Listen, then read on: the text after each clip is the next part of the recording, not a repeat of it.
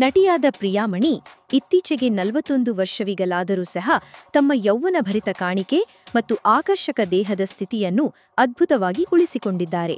ಕನ್ನಡ, ತೆಲುಗು, ತಮಿಳು ಮತ್ತು ಹಿಂದಿ ಚಿತ್ರರಂಗಗಳಲ್ಲಿ ಹೆಸರು ಮಾಡಿರುವ ಅವರು ತಮ್ಮ ಫಿಟ್ನೆಸ್ ಮತ್ತು ಆತ್ಮವಿಶ್ವಾಸದ ಮೂಲಕ ಅನೇಕರಿಗೂ ಪ್ರೇರಣೆಯಾಗಿದ್ದಾರೆ.